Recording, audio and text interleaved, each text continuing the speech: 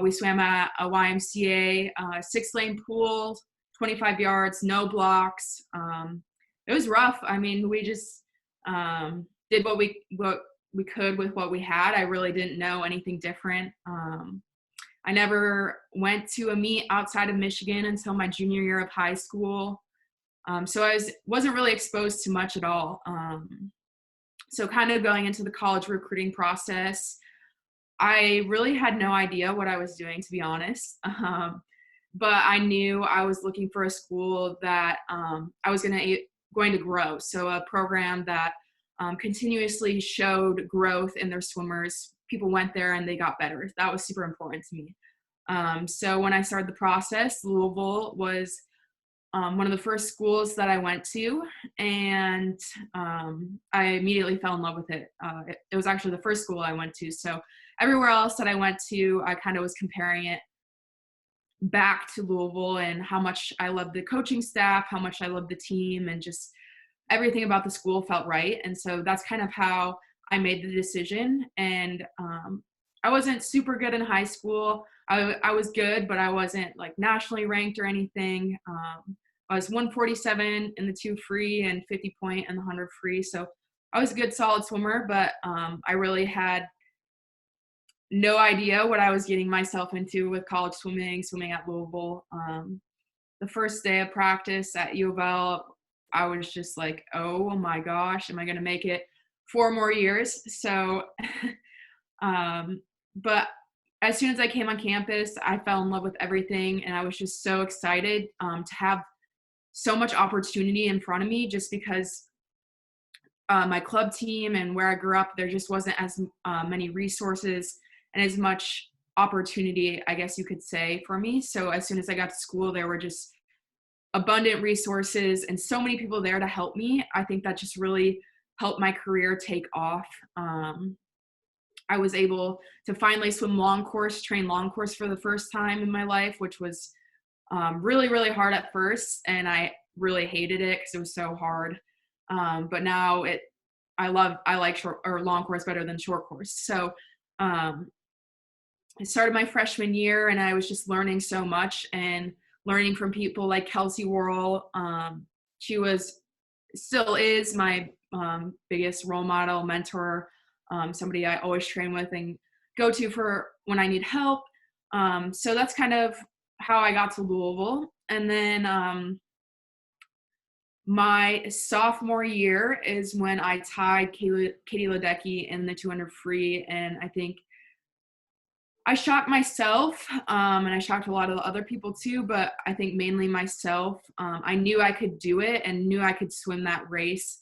I just didn't know if I was ready at that moment to do it. I had prepared and trained for that exact race, and it came together perfectly. And I think that was a really big changing moment in my career, and kind of when I realized like this could be something I could be really good at. So from there, that was in 2017. I then qualified for my first U.S. national team in 2017 in Budapest, and had the most amazing first experience at World Championships, and just continue to fuel my fire for swimming, and just so many more teammates and so many more just experiences helped me just love the sport and want to continue doing it for a really long time. And then in 2018, I got to go to Pan Pacs, and last summer I got to go to World Championships again. And then obviously this summer has been postponed, but still loving swimming and loving the journey that I'm on, and just very fortunate to be able to do it as my job now. I love it. I love doing things like this, and I'm really excited for what the future has. So yeah. Sweet. Awesome. So there's your little intro for Mal. I forgot to add that she's also probably one of the hardest working people and best teammates I've ever had, at least. So if that's any motivation to any of you guys, this is who you have to compete with. So Thanks, Griff. That was so sweet. No problem. So a couple of the questions I wrote down, and then I got a couple from the group. The first one I wrote down is obviously it pertains to what's going on right now in the world. So it's like, what are you doing to prepare yourself for swimming when it starts back up? And like, what are you doing out of the water training wise to stay in shape, cardio wise and strength wise? Yeah, so I mean, this time is really tough. I didn't really, I mean, when this all happened, it was really, really hard. I think I was in a kind of tough place just because 2020 is what I've been training for. But what has really helped me is one, I planned on training after 2020, so it's really not that big of a deal. It's just moving it another year, which is tough. But and then the other thing that I've really like something that's helped me is just realizing that I get to do this. I don't have to do this. I get to do this every day.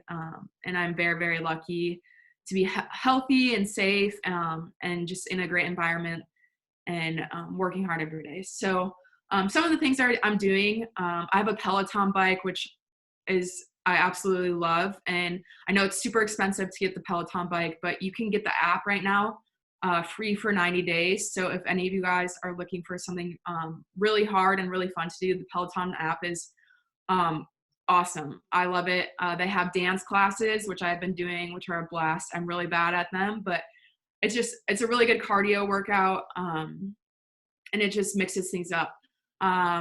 So I have a really good home gym set up too. I'm really fortunate. My boyfriend owns a gym. And so when this all happened, we just took some stuff from the gym because the gym had to shut down, obviously. And so we just brought it to the garage, and I'm lifting every day. We have a treadmill in the gym. I do like running. It really hurts my body. Whoever said they're running 5 miles a day, that's very impressive. I've gotten up to like maybe 3, so kudos to you.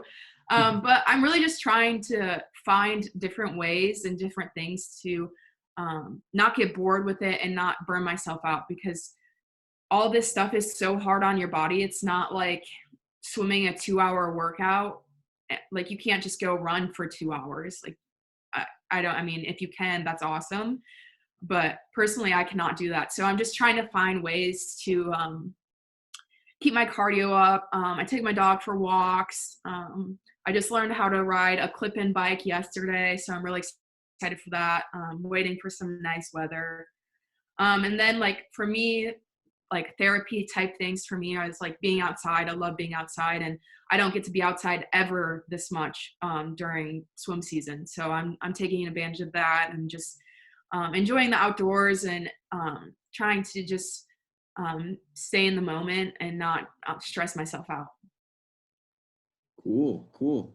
All right. So the next question, I kind of have 3 here, 2 that were asked and 1 that I just kind of put in there that all kind of relate to each other.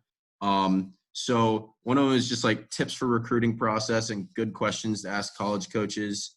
And then the other question is, why did you pick Louisville? And like, was it an easy, difficult decision? And then what I said was like, what's the biggest, most important aspect you looked for in a college during the recruiting process? Yeah, so I'm going to start with kind of recruiting tips. I think when you're going through, I mean, I've been removed from the recruiting process for a while, but my little brother actually just went through it. He's a runner and he's at Syracuse right now. So kind of went through it again with him, trying to help him. I think the most important thing is the team and how you fit in with the team, because those are the people you're going to be spending their time with. And you want to love your team and love the atmosphere that your team is creating, just because if you dread going to practice or don't get along with your teammates, it's not going to allow you to succeed. You're going to just be miserable. So I think just finding that team you click with, asking the team questions. Don't be scared to ask the athletes on the team questions. Ask them about the coaches. Have them be honest about practices. They want a good fit too. Like the kids on the team want you to fit in and mold with team and mold with the atmosphere that's trying to be created. I also think it's important to pick a school that you like even if you weren't going to swim there. So could you see yourself going to that school? Say if you got an injury or you just didn't want to swim anymore, is it a school that offers the things you like? And then also obviously the connection with the coaches. I think that's one of the biggest things that's helped me is I've really partnered with my coaches and have a great relationship with them and can talk to them about anything and can bounce ideas off of them. And so having that connection, that relationship with them is super important. And obviously when you start the recruiting process, it can be overwhelming and kind of just scary trying to get to know the coaches, but they want to get to know you too. So trying to build that connection from the beginning is super important. And then asking other people questions who have been through the process. I mean, there's tons of kids from your team who have gone through the recruiting process. Reach out to them, ask them questions about what they did, what they liked about certain schools, what they didn't like about certain schools. I think just being able to start that conversation and have those conversations is super important. I'm going to try to remember all the parts of the question, but what I loved about Louisville. Wait, is that what you asked, Griff? It was like most important aspect, yeah. And then what was an easy or difficult decision? Like, what were you down to? Stuff like that. Like, how'd you make it? What was like, what tipped you over the edge? Okay. So I originally had 5 official visits planned, and Louisville was my first official visit, and I loved it. I loved everything about it. I had such a blast on the recruiting trip weekend. We got to go to the football game, all this stuff, like so much fun. And then I went to University of Alabama, and I had a blast there too. It was so much fun. The team was awesome. Like I had a great time. But I just didn't have the same feeling as I did when I went to U of L. I just didn't feel as connected with the coaching staff, as connected with the team. I think I would have really enjoyed going to school there. I think it would have been a lot of fun. I loved it. I have nothing bad to say about it. I just knew deep down it wasn't for me. And I really loved U of L. And after I came back from Alabama, I told my mom, I was like, Mom, I know I'm supposed to go to Louisville. It's the right choice. Like that's where I'm supposed to be. So I actually canceled my other 3 visits, I think that was one of the hardest things of the recruiting process is calling the other coaches to tell them I wasn't coming to their school on a visit. I think that's kind of some advice too, is if you know where you're going to go to school, I think it's important to communicate that to the other coaches. I decided to call the coaches and tell them, which was really intimidating and really scary, but I think it helped me grow as a person and kind of like face that confrontation and kind of like just be respectful and respect their time and respect what they were offering me. It was really hard and scary, and I had my mom, like I would put it on speakerphone and have my mom like sit right next to me to help me through it. But I think for me, it was a really easy decision, but I know for a lot of people, it comes down to a really, really tough decision. So everyone's different, but I think just I've always told people I had this feeling and that I hope that you got, like, when you guys go through the process, you have that feeling too. Not everyone's going to have that feeling, but that's how it was for me. And I'm very fortunate to have it worked out how it did. Everything worked out how it did. And I absolutely love Louisville. I loved going to school there. I love the city. I see myself staying here. It's been really fun to be a part of this community. And as I've gotten older, like explore different parts of the community and do different things around the city. Sweet. I know. So thank you for that. We got a lot of young kids. There's 2 groups in here. So there's some kids that are in 8th grade and there's some kids that are seniors. So I just felt like that was a good one to ask. So the next one is, and this is kind of a very broad question, is like, what changes did you make in like your lifestyle from going up as an age grouper into high school, into college, and now as a pro with like nutrition, sleep, stuff like that? Yeah, that's a really good question. So I think one of the biggest changes I've made is just being more aware and being more conscious and asking questions and being willing and open to change, and not being closed-minded to ideas. So when my coach says, oh, let's try this, even if it sounds crazy or really hard or just like, why would I do that? At least trying it and putting myself out there, because if something's not working, you have nothing to lose to try something new. For example, in 2016 or 17, I was just really struggling with the 200 free long course, and I really wanted to. I had been at 2 minutes, just stuck at 2 minutes, and I had been swimming the race the same way every time. And I got into this argument with our head coach Arthur, and he was like, "You just need to go out faster. Like, you're never going to break 2 minutes if you don't go out faster." And I was like, "Well, if I go out faster, I just can't do it." And so, like, I'm going to die, blah, blah, blah, blah, blah. And so I like tried to like prove him wrong and go out faster. And then I like proved him right and like finally broke 2 minutes. So I think just being willing to try new things and open to failure, open to being willing to fail, even if like, because it's going to make you better. You're going to learn from your failure, or you're not going to fail. You're going to succeed. I think one of the other biggest things that I changed from really starting my junior year of college is my nutrition. I used to be so picky. Growing up, my mom would like make ground beef and I wouldn't eat it. So I would eat like cheese on a bun, like a hamburger bun for dinner. So like I was super picky.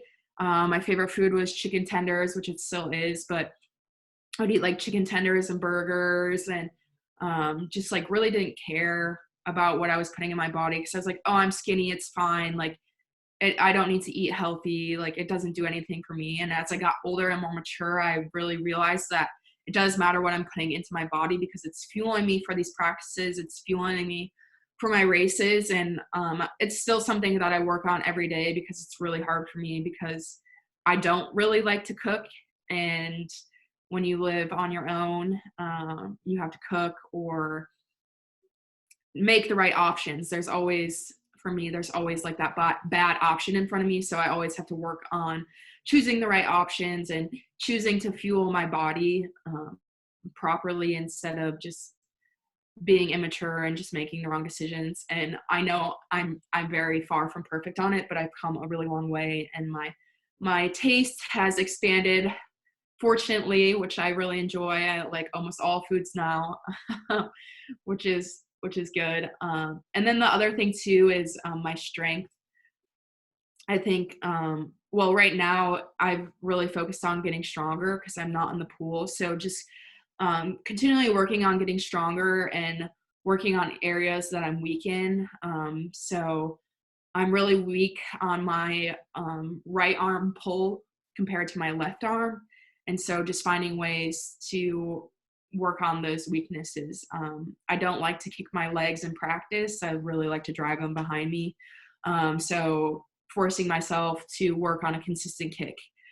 So just doing things that push me out of my comfort zone are all things that I've made changes on and continue to make changes on from high school. In high school, I really had no idea what I was doing. I was just kind of swimming. My coach would just like kind of throw yards at us, and I would just swim around and have fun and talk to my friends, which there's nothing wrong with that. I loved it, and that's how I fell in love with the sport. But definitely have made some big changes since then. Cool. All right. So last question, then I'll open it up to the floor to anybody. So this was a question from one of the kids in senior 2. You mentioned the 200 and how you struggled with it, long course. So the question was, what are your personal race strategies for the 200? And I know your personal favorite, also the 500 as well. So the 200 is my 200 short course is my favorite race, and the 100 long course is my favorite race. The 200 short course was a continue. I guess I don't really know when I'll swim it again, which is sad. But it was a continual process of kind of how do I get to my goal. Is I knew the time I wanted to go, but I think something that's really important is understanding how you get to that goal. So what are the exact splits that I need to go 139? How do I um, do that in practice? So when I get to the race, my body knows exactly what I'm doing. So my coach Stephanie and I kind of sat down and really just figured it out. We sat down and we realized I need to split 25s on all three or you have the first 50 and the next 350s. So they all need to match. They all need to be 25s to go this 139. And so that's kind of how we went about it. So in dual meets, that's how I would swim it. I obviously wasn't going 139s in a dual meet, but I was still doing that same exact race strategy. My first 50 would be obviously faster because you're going from start. And then the next 350s, I would try to match almost perfectly. And obviously every time you're not going to do that, but just learning how to do that and being comfortable with that. And I wouldn't have been able to do that without doing it in practice. So anytime I did 200 pace in practice, I would always try to go 25 mid to 25 low to my feet all the time and just like simulate my breathing pattern. So in short course, my breathing pattern, I would kind of breathe however I wanted to the first 50 to make sure my legs had air. And then from each 50 there on out, I kind of switched my breathing pattern. So I would switch to 2-4 on the second 50 and then did 2-4 on the third 50. And then I breathed all fours on my last 50. And that was something I still work on all the time. I've learned that that's how I swim way better is when I'm focusing on my breath. So it's not slow and my body line is higher in the water. So that's kind of how we got to the 200. And I'm currently, when we get back into the pool and before all this happened, trying to do that, translate the short course 200 into my long course 200. It's just a little bit tougher to me to match those 50s, but the past few meets I swam at, I've done a better job of doing that. And then my favorite race, the 500, I actually really don't like the 500 that much. That's not true. I like it, but it's a challenge for me. So the 500, we figured out my best way to swim it is almost negative splitting it because when I go out too fast, it just becomes a disaster. So my best 500 was at ACC's my senior year, our conference meet, and I almost negative split the whole race.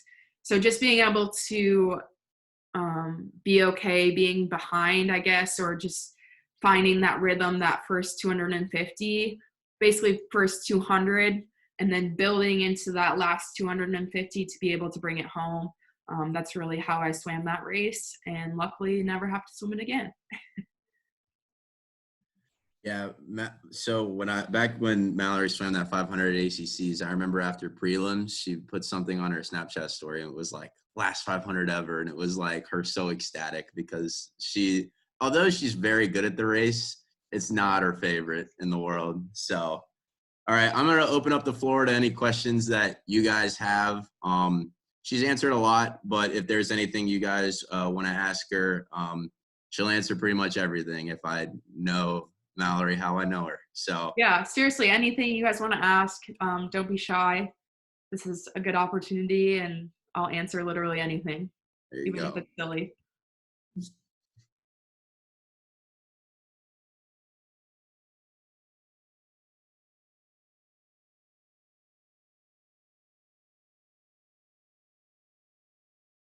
My mom wants to know what your favorite music is to listen to behind the block. Oh, that's a good question. I actually don't like to listen to music like right before I swim. It just makes me nervous. Like I don't like having to worry about anything. But on like race day, it depends. I like really all music. But my favorite, like most like superstitious race song my like lucky race day song is I'm the One by Justin Bieber.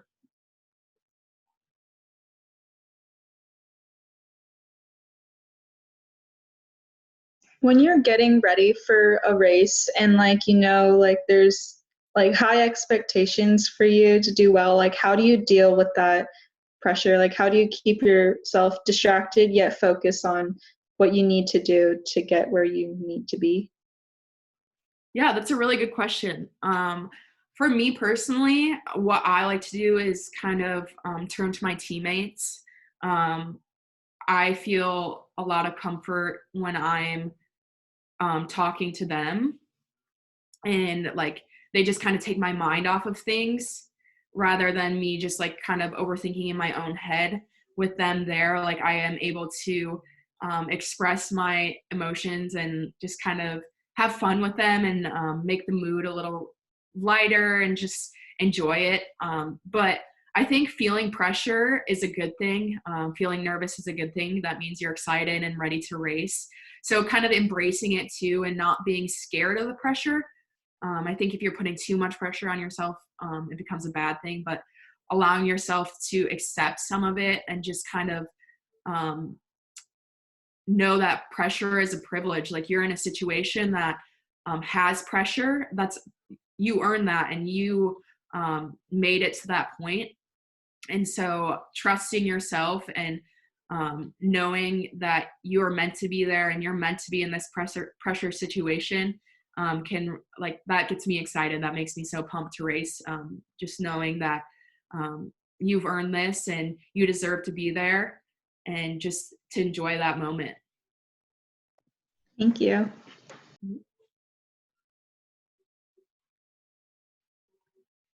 Are you one to think about swimming like every single day? Or like once you leave the pool, do you just not think about swimming ever again? That's a good question too. Um, I I love swimming. It's my life, it's my job, but I definitely don't always like to think about it. I like to come home and um, do other things like play with my dog and kind of forget about swimming, especially when you have a hard day or a bad practice. I think it's really good to come home and just kind of not just push it away and forget about it, but just kind of let your mind have a break from swimming. It's Swimming is a super tough sport, and you're constantly in your own head and your own mind. You're just staring at the black line. So I think being able to move away from swimming and have a mental break from it is good, and having other things in your life too is super good. If you're just always focused on swimming, it can become really overwhelming. And I think that's one of the biggest things I've learned this year as a pro, because it is my job. I've learned how important it is for me to have other things going on in my life. Not that my life is crazy, but just other things to look forward to, friends to hang out with, and just activities to help me get through my days, and things to look forward to. Thank you.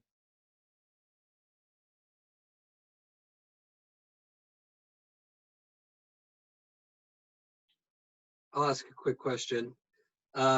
Is there any advice you have for everybody here that's pretty much in high school, and are pretty serious club swimmers, that you wish you would have known when you were in high school that you know now? Huh.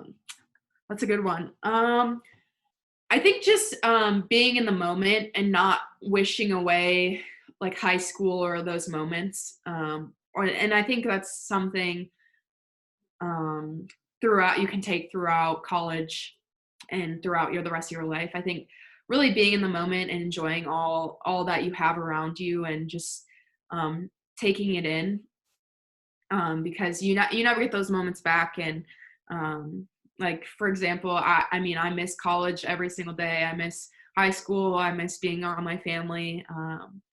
So I think just soaking it all in while you're in it is really important. And then I think it's important too to remember that just because something isn't going your way, or you aren't the best, or you're struggling beating a time, that high school, I really wasn't good, but I didn't let that limit me or discourage me. I think it's important to know that if you're willing to put the hard work in and you're willing to really go out of the box and try new things and just being willing to risk it and risk failure. And I think you can do really big things. I think not just in swimming, but in life, and just being willing to go outside of your comfort zone and take that in every aspect of your life. Thank you. Does anyone else have any questions?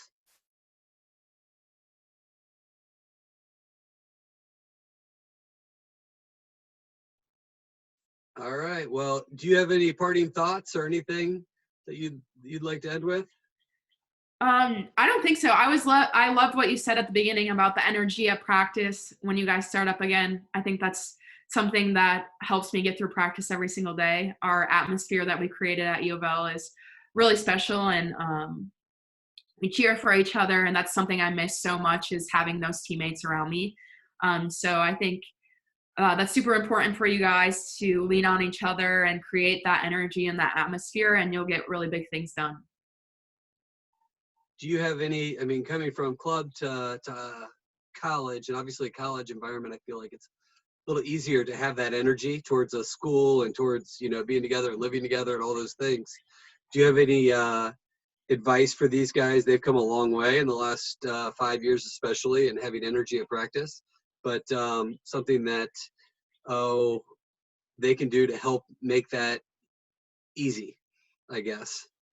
Yeah, so on my club team, we did not have that at all, like at all. So when I came to college, I was like, what is happening? Like everyone's cheering, like we're just in practice. I was like, what's happening? So I think understanding that when you're cheering for someone else, like it makes it easier for you, like leaning on your teammates, it makes it easier. It makes the process so much more fun and more enjoyable than doing it by yourself. So doing it together, just thinking about that and how much better you can be together than just by yourself. Great. I think that's an awesome last thing to end on. Really appreciate you coming. Griffin, do you have anything else to add?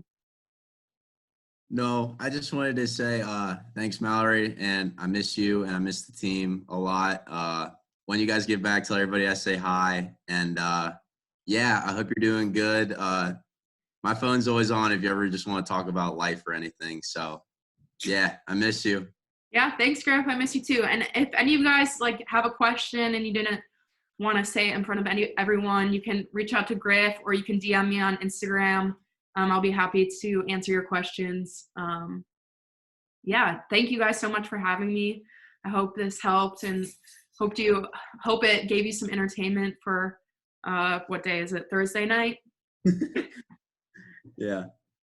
Yeah. Thank you so much. Really, really appreciate it. We're honored to have you. Yeah, thank you guys. Have a good night. All right. Bye-bye. Bye. Thank Thank you. you. Thank you. Thank you. Thank you. Thank you. Thank you.